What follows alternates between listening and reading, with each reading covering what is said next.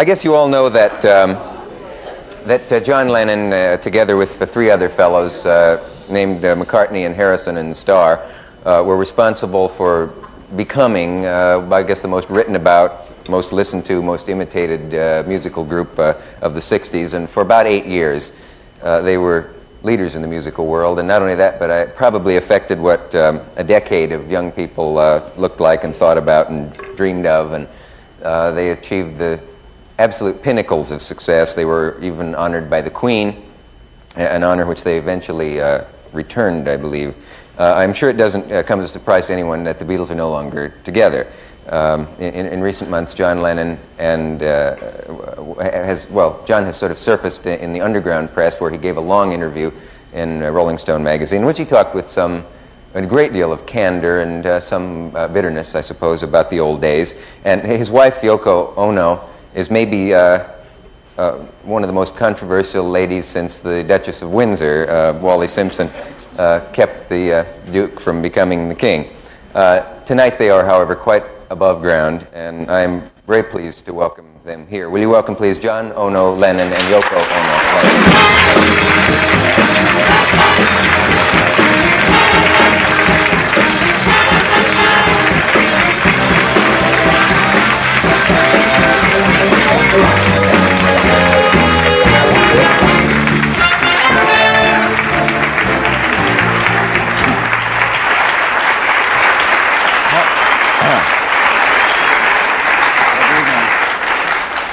How are you?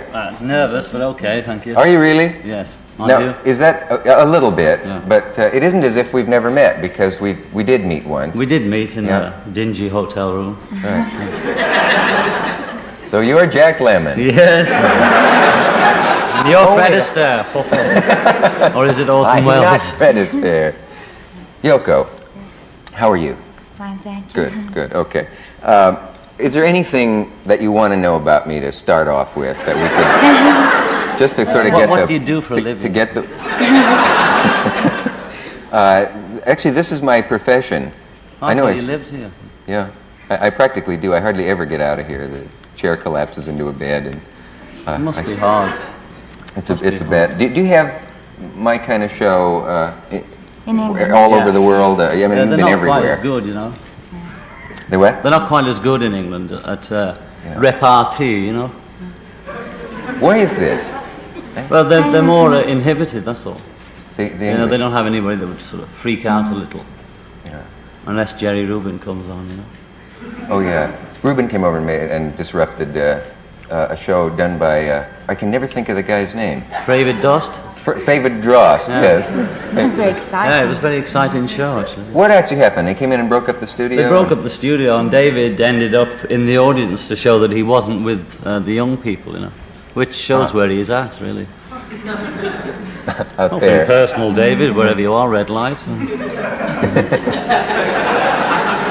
You know, I had a terrible feeling that my hair was going to be longer than yours.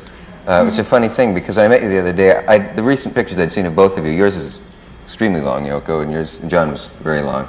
And of course, people going around saying, I can't tell which one is which and all. You know, yes. that sort of Well, witticism. last year I cut mine. We both cut it right off down to about 1/4 of an inch, 69 or 70, I can't remember, because I just suddenly realised it wasn't functional, you know, to have it. When I had it down here, you just have to keep washing it and combing it. You know.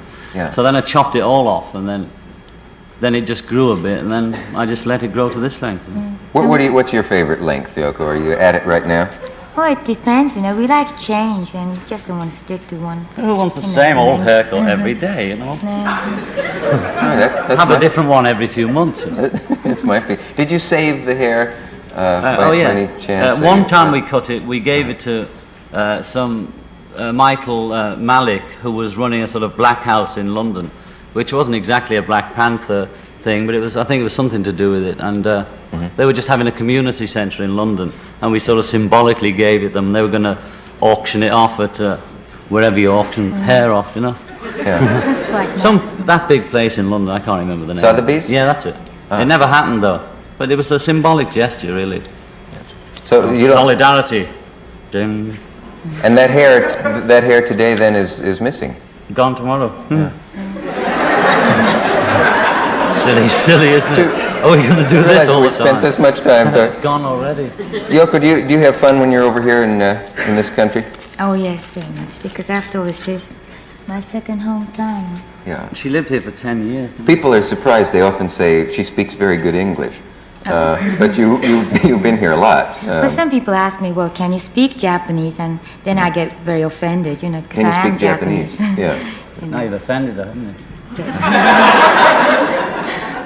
Get me out of this, John. Well, funny thing happened on the way in tonight. It never has to me. Normally. Not once in my life. Nothing happened. You want to tell him whatsoever. about that story, you know, whenever they talk to us and then they're not listening and then you start about that elephant. Oh, and yeah. all that. Have you, I suppose you get it too. When Private people joke meet between you, us, So- you know, like in a restaurant or anywhere, when you're trying to order something, you find that they're so struck by, oh, is it really you, that they don't really hear your order, you know. So when I'm talking to them, I'm saying, I'd like a steak, medium, and 2 elephants came and a policeman bit my head off and a cup of tea, please. And they're saying, yes, thank you. It really is like Because that. they're not listening, you know. Probably half of them aren't listening now, which is a good thing, I suppose. That's a terrible feeling Yeah. to think that they're never listening at all. Well, it's surreal, you know. I don't mind that. Have you ever had elephant actually brought to you by someone who was listening? And bit the policeman's head off quite often. Yes. It's an old Anglo custom. You know. I'll believe anything. You like being over here, I gather. I have had some English guests on. What do you think of yourself as English? First of all, let's establish that. Well, sometimes. I mean, if you're talking about being over here or being over there, then Over I here, think, yeah. well, I'm from over there, you know. Yeah. But I normally think in terms of.